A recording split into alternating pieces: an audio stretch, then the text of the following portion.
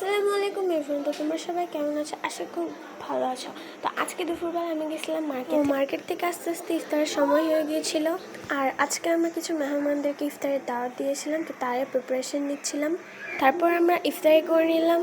তারপর ইফতারি করার কিছুক্ষণ পরে ঈদের চাঁদ উঠলো, আর সেই খুশিতে আমরা এখানে একটা আইসক্রিম খাচ্ছি। আমার ছোট বোনের মেয়ে, ওরা আমাদের বাসায় এবার ঈদ করবে। আর এখানে আমি একটু দেওয়ালটাকে আর্ট করি। ঈদের দিন সকালবেলা উঠে আমি পোলাও রান্না করছি, যেহেতু ঈদের দিন সেমাই খাওয়া হয় না, তা আমি ফালুদা রান্না করতেছিলাম। আর ফালুদা খেয়ে সবাই নামাজ পড়তে গিয়েছিল। ঈদের দিন আমাদের বাসায় আলুর দম খাওয়া হয়, তা আমি এখানে আলুর দমটা রান্না করতেছিলাম। তাড়াহুড়া করে রান্না করা সত্ত্বেও এটার কালারটা এবং এর টেস্টটা খুব ভালোই ছিল। দম ছাড়াও আমি এখানে অনেক ধরনের মিষ্টি জিনিস রান্না করেছিলাম, তো আমি সবাইকে ওইটাই সার্ভ করতেছিলাম। ঈদের দিন যেহেতু ঘরে অনেক মেহমান আসছিল, তাদের জন্য আমি রান্না করে দিচ্ছিলাম। আর এখানে আমি হাঁস, মুরগি, চনার ডাল, মাছ সব কিছু রেডি করে দিচ্ছিলাম। আর এবারের হাঁসের মাংসটা আমি একটু অন্যরকম করে রান্না করেছি বলে এটার টেস্টটা একটু অন্যরকম এসেছে, বাট মজাই লেগেছিল।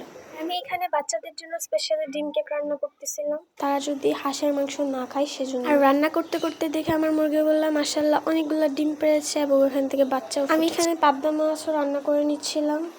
আমি আমার ফ্যামিলির ঈদের জন্য যে শপিংগুলো করছিলাম সেগুলো আমি তোমাদের সাথে একটু শেয়ার করতেছিলাম।